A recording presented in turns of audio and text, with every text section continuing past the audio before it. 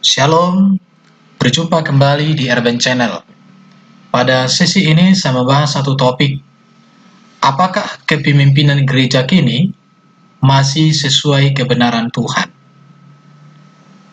Judulnya adalah sebuah pertanyaan dan kita yang mendengar akan menilai apakah kepemimpinan gereja kita masih sesuai dengan prinsip-prinsip Alkitab sebagaimana yang diajarkan oleh Yesus. Saya akan mengawali dengan membaca dari Markus pasal 10 ayat 42 sampai dengan 45. Barang siapa ingin menjadi besar di antara kamu, hendaklah ia menjadi pelayanmu. Dan barang siapa ingin menjadi yang terkemuka di antara kamu, hendaklah ia menjadi hamba untuk semuanya. Karena Anak Manusia juga datang bukan untuk dilayani, melainkan untuk melayani, dan untuk memberikan nyawanya menjadi tebusan bagi banyak orang. Puji Tuhan. Sebagai pendahuluan, saya akan membahas bahwa manusia diciptakan menurut gambar dan rupa Allah. Kejadian pasal 1 ayat 27. Apa yang dia maksud dengan manusia diciptakan menurut gambar dan rupa Allah?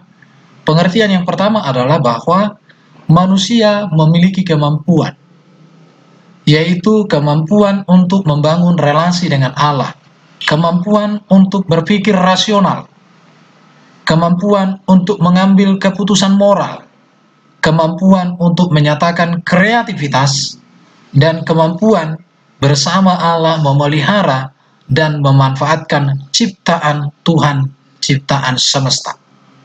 Itulah pengertian pertama bahwa manusia diciptakan menurut gambar dan rupa Allah.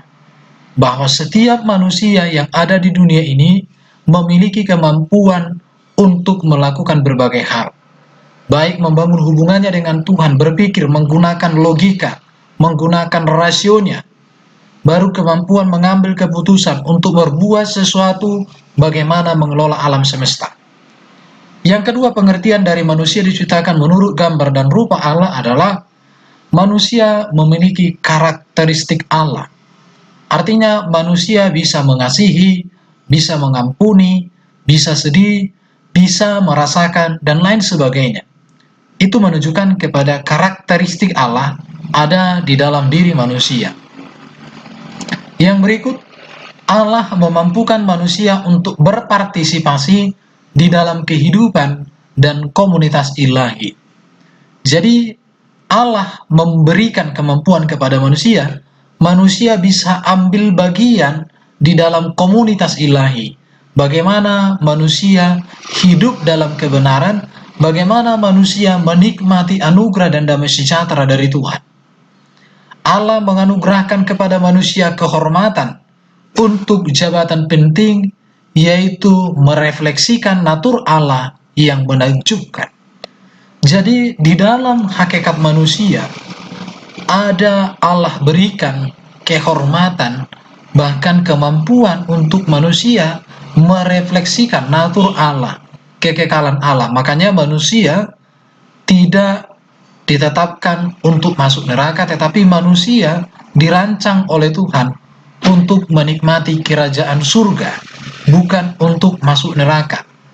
Dan sebuah kehormatan diberikan juga kepada manusia untuk bisa menjadi ahli waris kerajaan surga. Maka disebut sebagai pewaris kerajaan surga. Yang berikut, manusia diciptakan dengan dua peran. Peran yang pertama adalah peran kerajaan.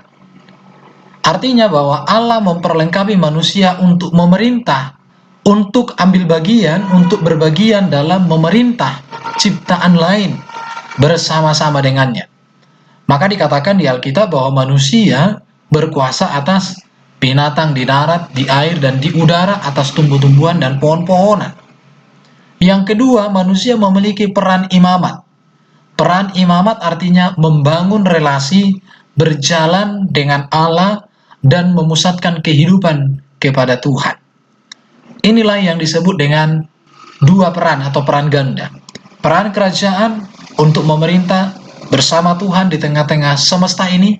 Yang kedua, peran imamat, membangun relasi, berjalan dengan Allah, dan memusatkan kehidupan kepada Tuhan.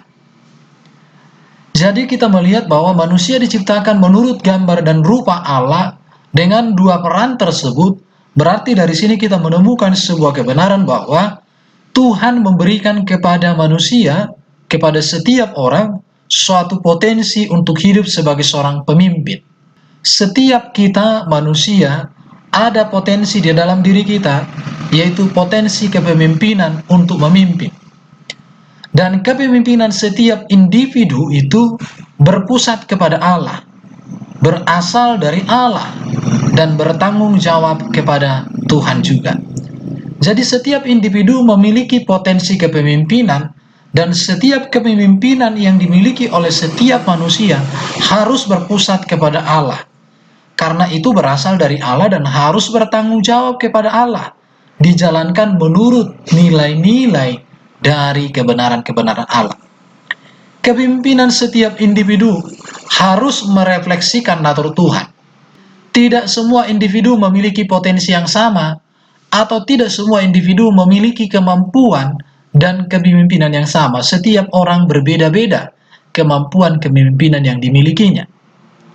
Tetapi setiap individu, ini juga artinya adalah setiap individu adalah seorang pemimpin. Siapapun kita, mau laki-laki atau perempuan, ayah, ibu, anak, semua kita kita adalah seorang pemimpin. Minimal, kita harus menjadi seorang pemimpin bagi diri kita. Seorang suami minimal menjadi seorang pemimpin bagi keluarga. Seorang pemimpin perusahaan menjadi seorang pemimpin bagi perusahaan dan lain sebagainya. Minimal setiap orang harus mampu memimpin dirinya sendiri. Dan kepemimpinan ini berasal dari kemampuan untuk memimpin diri sendiri di dalam nilai-nilai kebenaran Tuhan. Saya mau katakan juga bahwa setiap kepemimpinan atau kepemimpinan setiap individu membutuhkan proses pendewasaan. Di dalam Alkitab, setiap manusia atau kepemimpinan setiap manusia membutuhkan proses pendewasaan. Saya mulai dari seorang Yusuf. Bagaimana seorang Yusuf menjadi seorang pemimpin? Dia berhasil sebagai seorang anak yang disenangi oleh orang tua. Dia berhasil sebagai seorang budak dalam keluarga Potifar. Dia berhasil sebagai seorang tahanan di dalam penjara di Mesir. Bahkan dia berhasil menjadi seorang perdana menteri. Dari sini kita melihat bagaimana Yusuf diproses menjadi seorang pemimpin, memiliki kepemimpinan yang luar biasa. Diawali dari keluarga, diawali dari hal yang kecil, sampai kepada hal yang besar. Kita melihat juga kepemimpinan Musa. Musa dilahirkan pada masa suram, dibesarkan di istana Firaun, di istana raja selama 40 tahun. Memiliki waktu 40 tahun dengan Tuhan di Midian. Di sini sebuah proses. Musa jujur juga di hadapan Tuhan, mengakui dengan jujur segala keterbatasannya. Itu menunjukkan sebuah proses, ada pembentukan di sana. Musa juga bergantung kepada Tuhan dalam hidupnya. Bahkan jika kita lebih lanjut lagi melihat tentang Musa, Musa dihancurkan oleh Tuhan. Dihancurkan artinya di sini bentuk kembali oleh Tuhan. Apa-apa saja yang dihancurkan dari dirinya si Musa oleh Tuhan ini, ketakutan tentang dirinya karena dia punya keterbatasan. Ketakutan tentang Tuhan, Tuhan Maha Kudus, dia tidak mau melayaninya, takut dia dan lain sebagainya. Ketakutan tentang orang lain ditolak. Baru ketakutan tentang kemampuan, dia katakan aku tidak mampu. Dari hal ini kita melihat bahwa untuk menjadi seorang pemimpin yang ideal bagi Tuhan, Musa tidak cukup hanya memiliki pendidikan Mesir atau pendidikan di kerajaan, tetapi harus memiliki pendidikan rohani, mengalami pendidikan karakter. Jadi keberhasilan kepemimpinan tidak melulu ditentukan pengetahuan sekuler, gelar atau pendidikan yang tinggi, tetapi terutama adalah pembentukan Tuhan. Yusuf dibentuk oleh Tuhan, oleh imannya kepada Tuhan. Musa juga demikian, dibentuk oleh Tuhan sedemikian rupa. Bagaimana dia mengalami perjumpaan dengan Tuhan. Dan dari situlah kepemimpinan yang luar biasa bagi seorang Musa menjadi kita lihat. Dan sangat ajaib karya Tuhan bagi Musa. Kita melihat juga kepemimpinan Yosua. 40 tahun menjadi asisten pribadi Musa dan menyertai Musa ke segala tempat. Ini proses dari pembentukan. Baru kita lihat juga dia dibentuk ketika peristiwa 12 pengintai. Kita melihat peristiwa 12 pengintai, Yosua dan Kaleb saja yang setia. Baru menerima tongkat estafet dari kepemimpinan langsung dari Musa. Jadi Yosua ini 40 tahun menjadi seorang asisten pribadi. Di sana dia dibentuk oleh Tuhan dengan melihat bagaimana Tuhan memakai Musa, bagaimana Tuhan menyampaikan firman, dan bagaimana juga Musa menuntun, memimpin bangsa Israel. Kita melihat juga tentang kepemimpinan Raja Daud. Puluhan tahun dia hidup dalam pengejaran Raja Saul yang berikhtiar untuk membunuhnya. Ia hidup sebagai DPO Raja Saul. Ia berulang-ulang mendapatkan ancaman kematian dari berbagai sisi.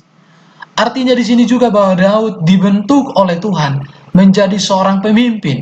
Bagaimana Daud menjadi seorang pemimpin yang berhasil diawali dari proses pembentukan di keluarga, diawali dari proses pembentukan dengan dia menjadi seorang DPO, daftar pencarian orang yang dibuat oleh Saul untuk dibunuh. Tetapi itu semua merupakan bentuk dari bagaimana dia diproses oleh Tuhan untuk menjadi seorang pemimpin yang handal. Kita melihat juga Daniel, Sadrak, Mesak, dan Abednego. Kita melihat bahwa mereka jauh dari pusat penyembahan kepada Tuhan, yaitu mereka dibuang ke Babel. Mereka dipimpin oleh raja yang tidak mengenal Tuhan Israel. Mereka hidup di tengah komunitas politikus busuk, hidup di tengah budaya penyembah berhala, tetapi mereka memiliki kedudukan yang tinggi. Dari sini kita melihat bahwa kepemimpinan mereka diproses oleh Tuhan. Tidak ada yang instan. Mulai dari Daniel sejak dia muda sudah mengenal Tuhan, dibentuk, sehingga kelak dia menjadi seorang pemimpin yang sangat berhasil. Dari sini kita melihat bahwa seorang pemimpin harus siap diproses. Seorang pemimpin harus dilahirkan melalui proses, bukan instan, apalagi dikarbit, ya, sama itu. Jadi kepemimpinan itu tidak ada yang instan. Semua kepemimpinan itu butuh proses pembentukan. Itulah sebabnya dikatakan dalam firman Tuhan, Tuhan, Engkaulah Bapa kami, kamilah tanah liat, dan Engkaulah yang membentuk kami, dan kami sekalian adalah buatan tanganmu. Kami tanah liat dan Engkaulah yang membentuk kami. Artinya seorang pemimpin harus diproses oleh Tuhan, sebagaimana tanah liat di tangan tukang ahli priuk, di tangan tukang, untuk dibentuk menjadi sebuah benda yang mahal, yang bernilai. Dan tanah liat itu tidak pernah berteriak, tetapi memberikan dirinya dengan rela untuk dibentuk seturut dengan yang membentuk dirinya. Kita lihat lagi, apabila bejana yang sedang dibuatnya dari tanah liat di tangannya itu rusak, maka tukang periuk itu mengerjakannya kembali menjadi bejana lain menurut apa yang baik pada pemandangannya. Di sini dikatakan baik menurut pemandangannya, pemandangan daripada tukang periuk. Jadi dibentuk sesuka hati daripada pembentuknya. Jadi orang Kristen, kepemimpinan Kristen haruslah orang yang siap, yang merelakan dirinya dibentuk oleh Tuhan untuk mengikuti kehendak Tuhan. Yeremia 18:6 dikatakan, sungguh seperti tanah liat di tangan tukang periuk, demikianlah kamu di tanganku, hai kaum Israel. Artinya harus mau dibentuk menjadi seorang pemimpin, harus mau dibentuk, diarahkan kepada tujuan Tuhan. Itulah kepemimpinan Kristen. Jadi proses pembentukan kepemimpinan Kristen berarti harus hidup di dalam Tuhan, harus memiliki karakter-karakter Kristus itu sendiri. Kepemimpinan akan gagal kalau tidak memiliki hidup di dalam Kristus. Kepemimpinan akan hancur kalau seorang pemimpin tidak lagi memiliki karakter-karakter Kristus. Oke, pada saat ini saya akan sampaikan tentang kepemimpinan Yesus. Kepemimpinan Yesus adalah kepemimpinan yang mengerti tujuan Allah. Kita melihat di dalam Alkitab bahwa tujuan Allah adalah tujuan penyelamatan. Dan kehadiran Yesus di tengah-tengah dunia ini adalah tujuannya adalah tujuan untuk penyelamatan. Maka seorang pemimpin harus mengerti tujuan Allah atas hidupnya. Yesus mengerti tujuan Bapa yang mengutusnya, yaitu tujuan penyelamatan. Kalau kita melihat di sini ada Petrus, Yakobus, dan Yohanes, mereka bertiga ini tidak mengerti tujuan Allah melalui Yesus bagi umat manusia. Mereka mengharapkan upah mengikuti Yesus. Mereka mengharapkan posisi mulia, menjadikan upah dan posisi sebagai motivasi pengikutan kepada Yesus. Dan ini sikap yang salah. Seharusnya kita atau siapapun yang menjadi seorang pemimpin yang memiliki kepemimpinan di dalam organisasi apapun, haruslah dia mengerti tujuan Allah dalam kehidupannya. Maka Yesus katakan kepada Petrus, Yakobus, dan Yohanes, kamu harus mengerti tujuanku, dan kamu kupimpin untuk masuk kepada tujuan Bapakku. Oleh karena itu, seorang pemimpin mengerti tujuan Allah. Dan tujuan dari seorang pemimpin bukan posisi. Tujuan seorang pemimpin bukanlah upah. Tetapi tujuan dari sebuah kepemimpinan adalah bagaimana tujuan Allah dicapai melalui kepemimpinannya di dalam lembaga yang dia pimpin, atau melalui diri sendiri minimal. Itu yang pertama. Yang kedua, kepemimpinan yang diajarkan oleh Yesus adalah kepemimpinan mengerjakan tujuan dan agenda Allah. Agenda daripada Yesus di dalam Markus 10 ayat 39 adalah menerima penderitaan yang harus dengannya ia memberikan keselamatan, menjadikan dirinya sebagai tebusan bagi manusia berdosa. Maka kita melihat di dalam Yohanes 4 ayat 34, kata Yesus kepada mereka, makananku ialah melakukan kehendak Dia yang mengutus aku dan menyelesaikan pekerjaannya. Jadi agenda seorang pemimpin haruslah agenda daripada Tuhan. Sebagaimana Yesus memiliki agenda adalah agenda Bapaknya. Maka Yesus berkata, makananku ialah melakukan kehendak Dia yang mengutus aku dan menyelesaikan pekerjaannya. Jadi seorang pemimpin tidak boleh membuat agenda pribadi, apalagi kepemimpinan di gereja. Artinya begini, haruslah agenda daripada Tuhan. Untuk apa dia menjadi pemimpin?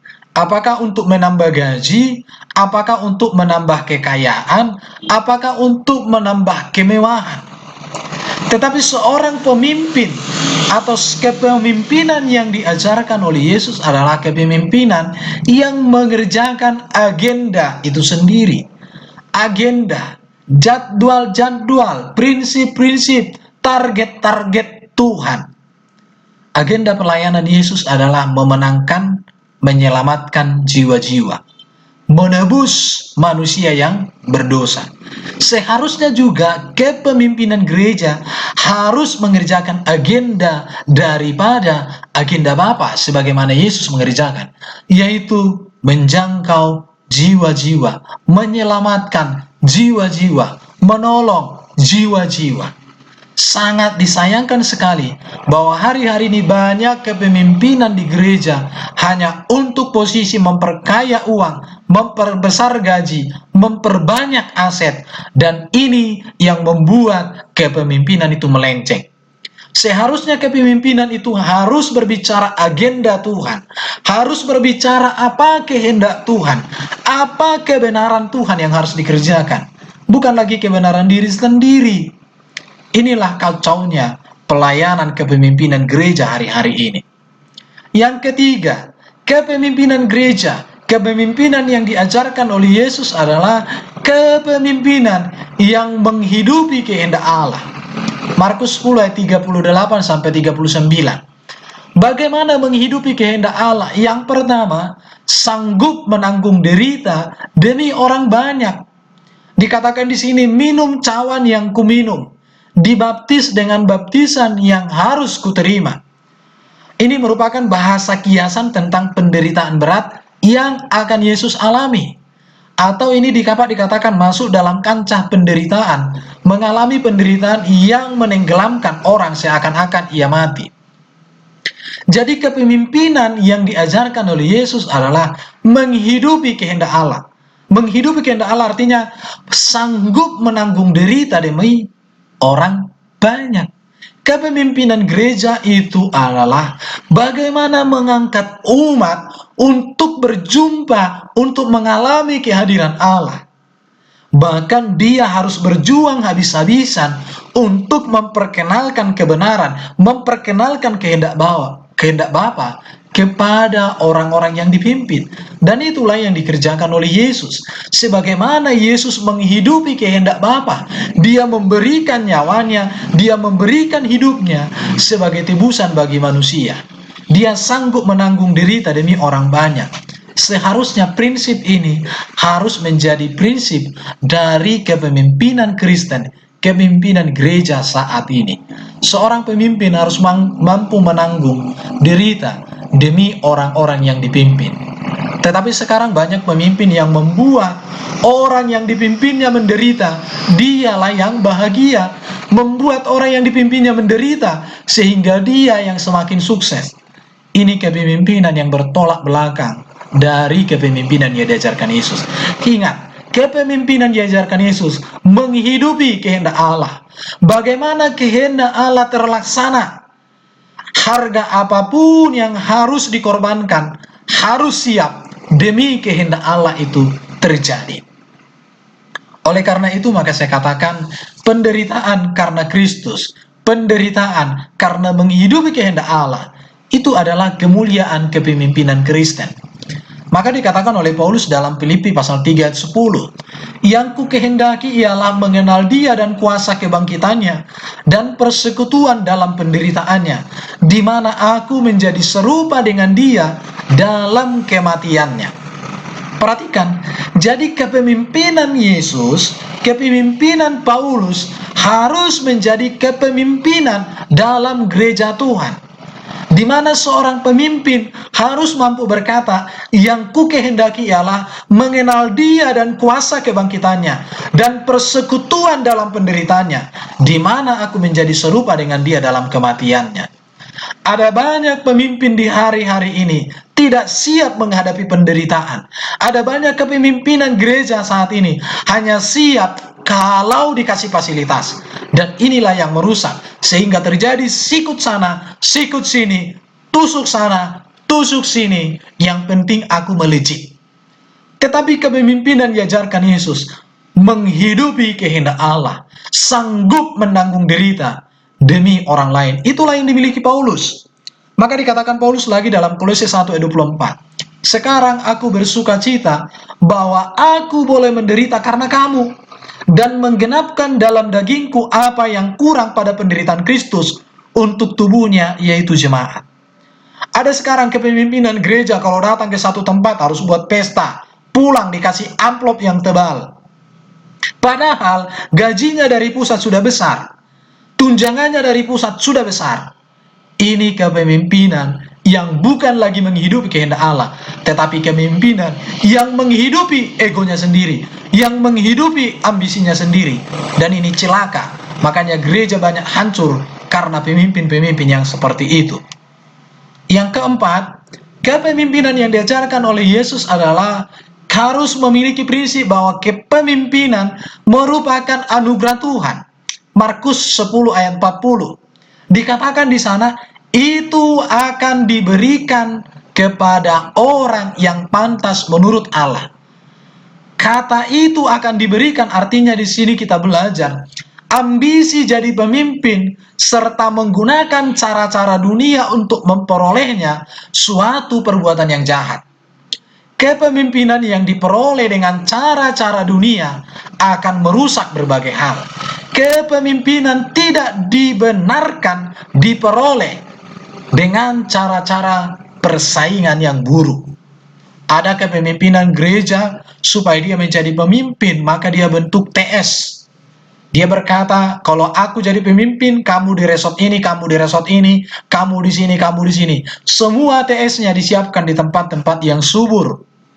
Ini kepemimpinan yang meraih kepemimpinan bukan dengan cara Tuhan, tetapi dengan cara-cara setan, cara-cara iblis, cara-cara berdosa. Maka dikatakan di sini, kepada orang yang pantas menurut Allah. Jika kita mau jadi seorang pemimpin, maka sikap yang harus kita miliki adalah cukup dengan modal. Berperilakulah, berprinsiplah sebagai seorang yang pantas menurut Allah. Bagaimana seorang yang pantas menurut Allah? Taat, setia, kerja keras, sungguh-sungguh, hidup dalam panggilan Tuhan. Jadi kepemimpinan yang diajarkan oleh Yesus, kita harus melihat bahwa kepemimpinan itu anugerah. Tidak boleh diperebutkan, tidak boleh direbut dengan cara-cara duniawi. Seperti tadi, menjatuhkan si A, menjatuhkan si B untuk melejit ke atas. Saya sebut ini gaya-gaya kata. Maka dikatakan di sini, itu akan diberikan kepada orang yang pantas menurut kehendak Allah. Allah lah yang berhak untuk menentukannya. Tinggalkan gaya kata sembah atasan orang-orang penting, kemudian singkirkan dan injak. Tinggalkan gaya ayam bertelur, ayam kampung. Kalau di kampung di Tanah Batak, ayamnya satu telurnya, tapi satu Banjar itu bisa mendengar suara ayam itu berkokok. Kokotok, kokotek, kok gitu. Tapi kita harus pakai gaya penyu. Telurnya 1000-an diam-diam tengah malam. Kepemimpinan dengan cara-cara duniawi adalah penghinaan kepada kedaulatan Allah. Jadi dari sini kita melihat bahwa jika kepemimpinan menjadi tujuan, maka yang lahir adalah permusuhan dan keributan. Maka kepemimpinan gereja bukan menjadikan kepemimpinan itu sebagai tujuan. Tujuan kita adalah Tuhan. Tujuan kita adalah menghidupi visinya Tuhan, menghidupi kehendak Tuhan, mengerjakan agenda Tuhan. Itulah tujuan daripada kepemimpinan. Bukan menjadi penguasanya, supaya dapat penghormatan, dapat jabatan, dan lain sebagainya. Maka Yesus mengatakan kepemimpinan merupakan anugerah Tuhan. Anugerah berarti tidak boleh ada kompetisi yang buruk di sana. Harus benar-benar tugas kita adalah bagaimana kita hidup berkenan kepada Tuhan. Bagaimana kita menghidupi visinya Tuhan. Bagaimana kita melakukan kebenaran-kebenaran Tuhan. Dengan sendirinya Tuhan akan mengangkat kita melalui orang banyak yang melihat kinerja kita, yang melihat hidup kita, yang melihat visi misi Tuhan yang nyata dalam diri kita. Itulah kepemimpinan yang diajarkan oleh Yesus. Yang berikutnya adalah kepemimpinan yang diajarkan Yesus bukan untuk menguasai orang lain. Kepemimpinan yang menguasai orang lain adalah kepemimpinan sistem duniawi. Sebab dikatakan sistem dunia ini memerintah dari tangan-tangan besi, berkuasa mutlak seperti seorang tuan atas hambanya, menjalankan tugas dengan keras, menguasai, siapa menentang pecat, siapa menentang pindahkan ke daerah yang miskin, ke desa-desa bila penting. Ini kepemimpinan yang menguasai. Tapi kepemimpinan yang diajarkan oleh Yesus bukan untuk seperti itu. Bukan untuk menguasai orang lain, tetapi untuk memberdayakan orang lain di dalam jalan, di dalam kebenaran, di dalam visi dan agenda Tuhan. Kepemimpinan yang menguasai itu adalah kepemimpinan duniawi. Kepemimpinan yang menguasai orang lain adalah kepemimpinan yang bertolak belakang dengan kepemimpinan yang diajarkan oleh Yesus. Jadi kita seorang pemimpin bukan untuk menguasai orang, bukan. Tetapi bagaimana orang lain itu menemukan visi Tuhan. Bagaimana orang lain itu didorong mengerjakan agenda Tuhan. Bagaimana orang lain itu, mereka-mereka yang kita pimpin, untuk sama-sama berjalan dalam tujuan Tuhan. Itulah kepemimpinan yang diajarkan oleh Yesus. Yang keenam adalah kepemimpinan yang diajarkan oleh Yesus adalah kepemimpinan untuk melayani. Menjadi seorang pelayan. Artinya di sini harus melayani seperti seorang hamba melayani Tuhan. Harus ke sana kemari untuk melayani, berjalan keliling, bukan terima bersih, mampu dan mau mengerjakan pekerjaan yang dianggap rendah oleh dunia. Ada pemimpin, setelah dia jadi pemimpin gak mau lagi pegang sapu. Ada seorang pemimpin gak mau lagi dia melakukan hal-hal yang kelihatan remeh. Seorang pemimpin harus mampu mengerjakan hal-hal yang rendah pun dianggap orang lain, harus dia kerjakan. Karena seorang pemimpin adalah seorang yang melayani atau seorang pelayan, seorang hamba bagi orang lain. Jangan dibalik. Jadi seorang pemimpin adalah kepemimpinan untuk melayani, harus menjadi hamba untuk semua. Mampu dianggap tidak punya hak apa-apa. Dia dikuasai dan dimiliki mutlak oleh tuannya. Kepemimpinan gereja tuannya adalah Yesus. Berarti dia dimiliki dan dikuasai oleh Yesus. Bukan dia yang mau menguasai Yesus. Bukan dia yang mau memimpin Yesus. Bukan. Tapi dia harus tunduk kepada agenda-agenda daripada Yesus sebagai kepala gereja yang sesungguhnya dan yang sejati, yang sempurna. Menjadi hamba untuk semua artinya hanya melakukan apa yang disuruh dan diinginkan oleh pemiliknya, tanpa diberi upah pun, harus siap. Maka seorang kepemimpinan gereja itu harus melakukan segala sesuatu, tidak dalam takaran, dapat berapa aku dari situ. Lakukan saja kehendak Tuhan, kerjakan saja kehendak Tuhan. Jangan dulu ada hitung-hitungannya. Kalau aku datang, kau kasih berapa amplop. Kalau aku khotbah, kasih berapa. Ini merupakan kepemimpinan yang busuk. Kedudukan yang lebih rendah daripada seorang pelayan. Itulah hamba untuk semua. Maka dikatakan Lukas pasal 17:10, kami hamba-hamba yang tidak berguna, kami melakukan apa yang harus kami lakukan. Mari lakukan semuanya. Agenda Tuhan, tujuan Tuhan, rancangan Tuhan, itu yang harus dilakukan. Kepemimpinan untuk melayani artinya di sini adalah bukan supaya dilayani, melainkan untuk melayani dan menjadi pelayan. Yesus yang mulia rela menjadi pelayan kepada para murid. Ini menjadi teladan dan menjadi dasar dari pelayanan, dasar dari kepemimpinan Kristen. Yesus saja yang mulia, yang agung, mau menjadi pelayan, mau menjadi hamba, bahkan mati di kayu salib, mati dengan cara terkutuk untuk kita. Maka kepemimpinan gereja harus punya prinsip-prinsip seperti itu. Tidak boleh lagi menjadi kepemimpinan bos yang menguasai, mengendalikan, yang menekan dan mengancam. Itu suatu hal yang sangat merusak. Baru dikatakan memberikan nyawanya menjadi tebusan bagi banyak orang. Memberikan dirinya sampai mati atau mengorbankan hidupnya sampai mati, itu dikerjakan Yesus. Rela mati menggantikan orang yang seharusnya mati. Rela mati untuk membebaskan atau menggantikan atau menyelamatkan orang dari segala keberadaan mereka. Seorang pemimpin harus maju di depan menghadapi segala persoalan. Bukan cuci tangan, tapi dia harus menghadapi, mengerjakan. Dia yang harus membuat semua orang yang dipimpinnya untuk mengalami damai, mengalami sukacita. Itulah kepemimpinan dikerjakan oleh Yesus. Dan kepemimpinan yang demikianlah yang seharusnya menjadi prinsip pegangan dari gereja Tuhan di akhir zaman ini. Puji Tuhan. Penting untuk kita mengerti adalah model kepemimpinan Kristen haruslah, model kepemimpinan Yesus harus menjadi model kepemimpinan gereja. Model kepemimpinan gereja harus meneladani model kepemimpinan Yesus sendiri. Itu yang harus. Kata Yesus di sini, aku telah memberikan suatu teladan kepadamu, supaya kamu juga berbuat sama seperti yang telah aku berbuat kepadamu. Kepemimpinan sudah diteladankan oleh Yesus. Kepemimpinan yang melayani, kepemimpinan yang mengerjakan agenda Bapa, kepemimpinan yang berkorban untuk orang yang dipimpin. Inilah yang harus menjadi prinsip kepemimpinan gereja Tuhan di hari-hari ini.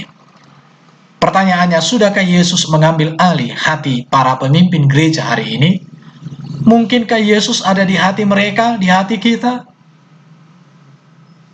Apakah Yesus sudah menjadi penguasa di dalam kepemimpinan gereja hari ini? Mari kita nilai sendiri diri kita, gereja kita, dan kepemimpinan yang ada saat ini. Di sini saya menunjukkan bedanya kepemimpinan Kristen dengan kepemimpinan duniawi. Kepemimpinan Kristen, seorang pemimpin berada menjadi hamba untuk menanggung semua orang yang dia pimpin. Dan kepemimpinannya berpusat kepada salib Kristus, berpusat kepada kasih, berpusat kepada kehendak, agenda, dan tujuan Allah di dalam Kristus Yesus. Sedangkan kepemimpinan dunia adalah pemimpin berada di atas sebagai bos yang mengendalikan, yang menguasai, yang mengatur segala sesuatu untuk mencapai tujuannya.